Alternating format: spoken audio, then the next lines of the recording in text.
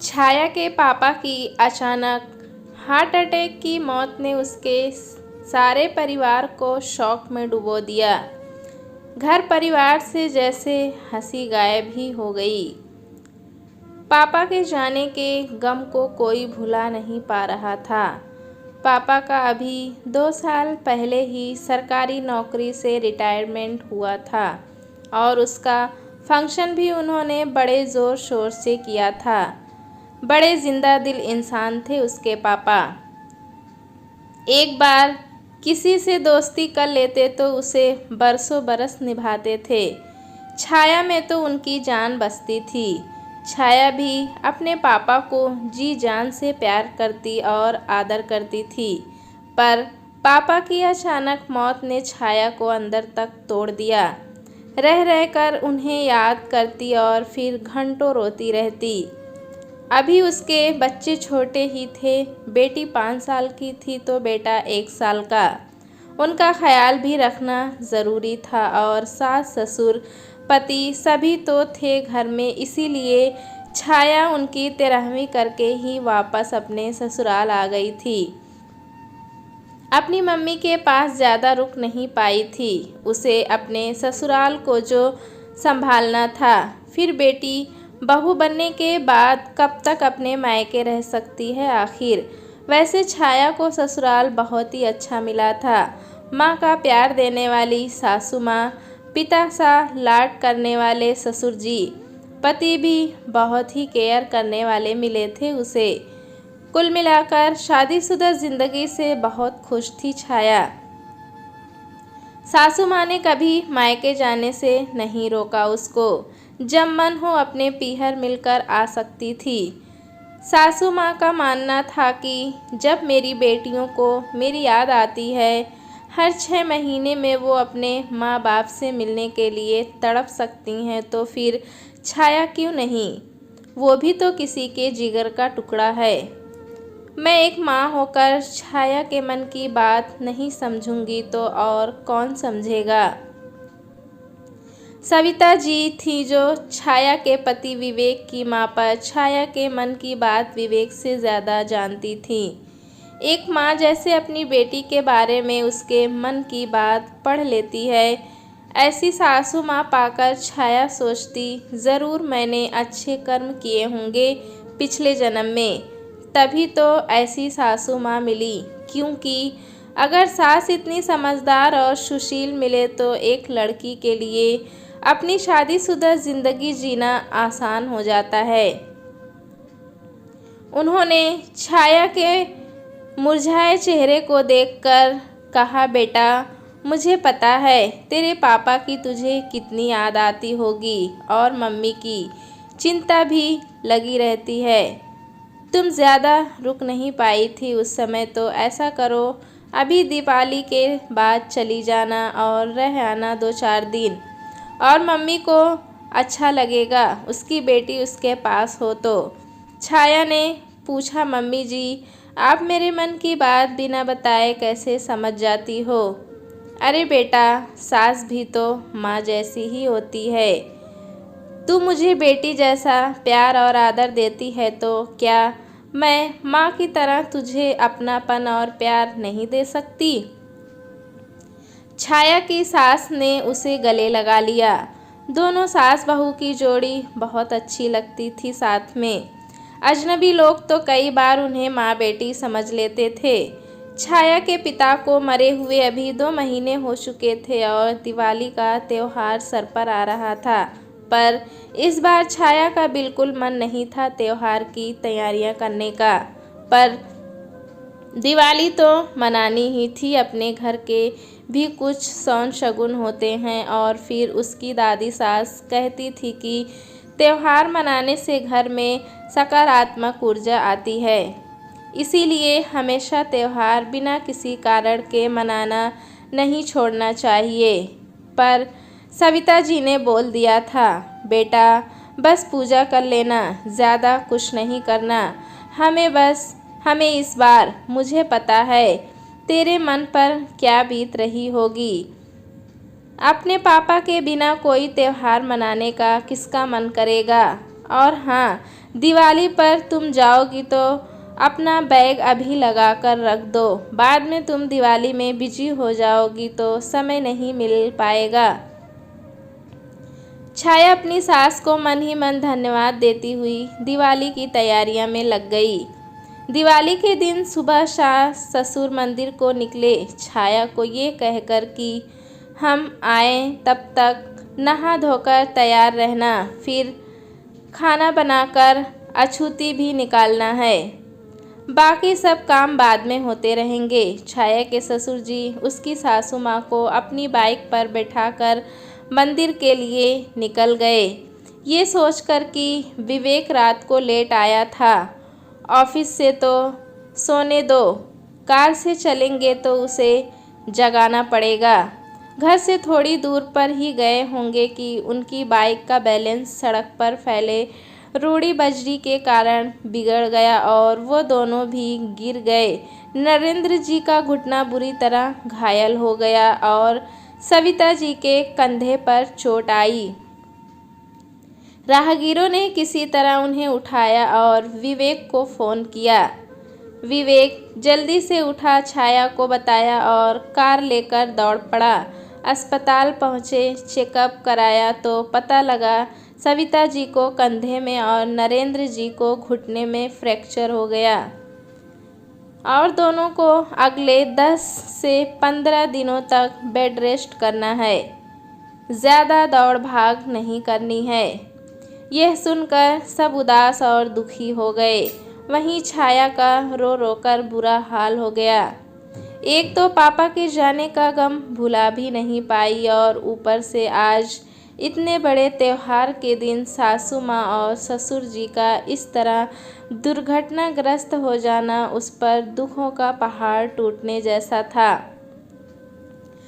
साथ में छोटे बच्चों का साथ, पर छाया के ससुर जी को त्योहार को अभी भी पारंपरिक तरीके से मनाना पसंद था और उनको खुद घर को सजाना, तैयारियां करना भी बहुत पसंद था। पर उनकी इस हालत में साल का इतना बड़ा त्यौहार कैसे मनेगा, यही सोचकर वो ज़्यादा दुखी थे और सविता जी को अपने दुख से ज़्यादा छाया के लिए दुख हो रहा था कि बेचारी छोटे बच्चों को संभाले या हम बड़े बूढ़ों को।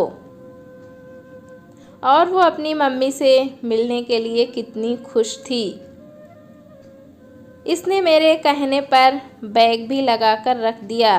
खैर, अब जो होना था वो हो गया, पर त्यौहार तो मनाना ही था, इसीलिए छाया सब चिंताएं भूलकर घर के काम में लग गई और जब तक वो लोग अस्पताल से फ्री होकर आए तब तक दोपहर के 2 बज चुके थे और उसने पूरा खाना तैयार कर लिया, घर सेट कर दिया। दिवाली की पूजा की सारी सामग्री मंदिर में जाकर रख दी, बिल्कुल वैसे ही जैसे नरेंद्र जी को पसंद था। उन्होंने बोला भी, बेटा तुम जैसे करना चाहो कर लो, अभी तुम अकेली क्या क्या करोगी।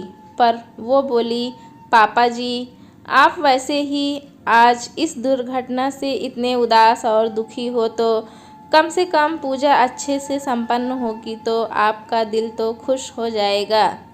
सुनकर ससुर जी की आंखें भर आई कि एक बहू भी इतना सोच सकती है अपने सास ससुर की खुशी के बारे में।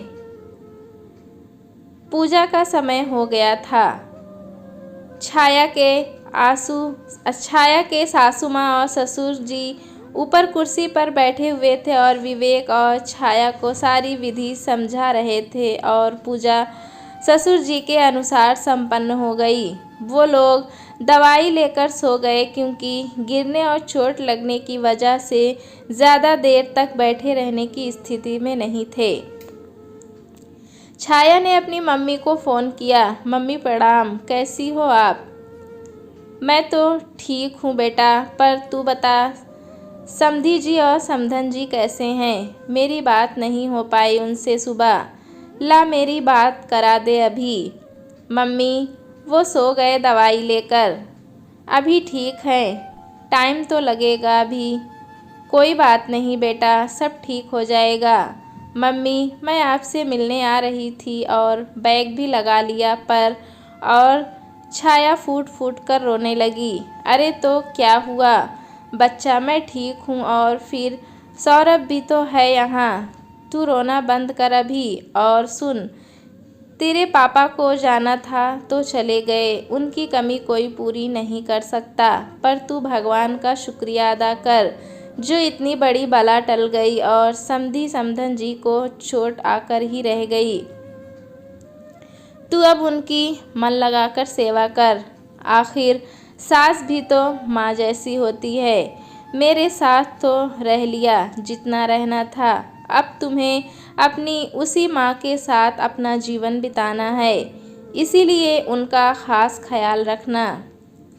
एक माँ को परेशानी में छोड़कर दूसरी माँ से मिलने आना ठीक नहीं है बेटा। उनके अच्छे होने पर मैं खुद ही उनसे और तुझे मिलने आ जाऊंगी और मैं भगवान से उनके जल्दी ठीक होने की दुआ करूंगी ताकि तुझे ज़्यादा परेशानी नहीं हो। और कहकर मम्मी हंस दी। छाया के चेहरे पर भी मुस्कान आ गई। मम्मी की बात सुन, थैंक यू मम्मी, आपसे बात करके मुझे बहुत हिम्मत मिल गई। आप ही तो हो जो मेरी हर मुसीबत का हल चुटकियों में निकाल देती हैं। सच माँ तो माँ होती है। पास रहकर अपने प्रेम का खजाना हम पर लुटाती है तो दूर रहकर अपनी दुआओं की दौलत से हमें धन्य करती है। चल तू सो जा, अभी थक गई होगी पूरे दिन काम करके। लव यू माँ कहकर छाया और मम्मी ने फ़ोन रख दिया। छाया जैसे ही बिस्तर पर पड़ी, पड़ते ही उसको नींद आ गई। आज थक जो गई थी। सुबह उन लोगों के उठने से पहले ही उठ गई और उनका गर्म पानी चाय सब तैयार कर उनके कमरे में ले गई। वो लोग अभी छाया के कमरे में शिफ्ट हो गए थे क्योंकि उसके रूम में अटैच वॉशरूम था और वेस्टर्न टॉयलेट भी था जिसकी उन लोगों को बहुत ज़रूरत थी। ऐसी हालत में छाया सविता जी को चाय देते हुए बोली, मम्मी जी आप चिंता मत कीजिए, बच्चे सो रहे हैं, तब तक मैं आपका सारा काम करवा देती हूँ। वो शौच आदि से फ्री हुई तब तक छाया उनके लिए गुनगुना पानी ले आई और उनके मुंह हाथ धुलवाकर उनके सारे कपड़े बदले, उनके सारे शरीर पर तेल लगाया, उनके बाल बनाए क्योंकि कोई भी काम करने में वो पूरी तरह असमर्थ थीं। आज छाया के लिए उसकी सासू माँ एक बच्चे से कम नहीं थी, पर छाया के चेहरे पर शिकन तक नहीं थी और सासू माँ बहू को इतनी सेवा करते देख मन ही मन ढेरों आशीर्वाद दे रही थी। वो बोली, बेटा सॉरी, मेरी वजह से तुम अपनी माँ से मिलने ना जा सकी। तभी छाया ने उनको बीच में ही टोकते हुए कहा, मम्मी जी मैं अब आपको छोड़कर कहीं नहीं जाने वाली जब तक आप पूरी तरह ठीक नहीं हो जाती। मेरी मम्मी का फ़ोन आया था, तब आप सो रही थी, वो आपसे बात करना चाहती थी। उन्होंने बोला, तुझे अपनी एक माँ से मिलने के लिए दूसरी माँ को तकलीफ़ में छोड़कर आने की कोई ज़रूरत नहीं है। एक माँ दुखी रहेगी तो दूसरी माँ कैसे खुश रह सकती है भला। यह सुन सविता जी की आंखें खुशी के आंसुओं से भीग गई और अपनी समधन के लिए ढेरों दुआएं मन ही मन देने लगी। छाया ने पूरे मन से खूब सेवा की अपने सासू माँ और ससुर जी की। वो उनको टाइम टू टाइम दवाई देती, उनको एक्सरसाइज करवाती, कैल्शियम से भरपूर खाना खिलाती ताकि हड्डियां जल्दी जुड़ जाएं और इस उम्र में भी वो समय पर रिकवरी कर रहे थे। विवेक का ऑफिस था पर वो जाने से पहले और आने के बाद छाया की हर संभव मदद करता। घर पर मेहमानों की भी भीड़ रहती, कभी कोई ससुराल से आता तो कभी सविता जी के मायके से, कभी पास पड़ोसी आ जाते थे, पर छाया सबका आदर सम्मान के साथ स्वागत करती थी। काश हर परिवार में सास बहू का रिश्ता माँ बेटी जैसा हो जाए तो कितना अच्छा हो। बुराइयाँ सब में होती हैं, पर किसी की बुराई को उसकी अच्छाई पर हावी नहीं होने देना चाहिए। और सास तो सिर्फ नाम से बदनाम है। हर सास एक सी नहीं होती और हर बहू भी एक सी नहीं होती। आखिर मानो तो सासू माँ माँ जैसी है, क्योंकि एक माँ जन्म देती है तो दूसरी माँ जीवन जीना सिखाती है। अपने अच्छे बुरे अनुभव से बहू को घर गृहस्थी चलाने का सलीका बताती है। हाँ, समझाने का तरीका थोड़ा अलग हो सकता है। एक माँ अपने जिगर का टुकड़ा अजनबी हाथों को सौंपती है तो दूसरी माँ भी तो अपने जिगर का टुकड़ा अपनी बहू के हवाले कर देती है। दोस्तों, कहानी कैसी लगी हमें कमेंट में ज़रूर बताएं। चैनल पे नए हैं तो एक लाइक और सब्सक्राइब करना ना भूलें।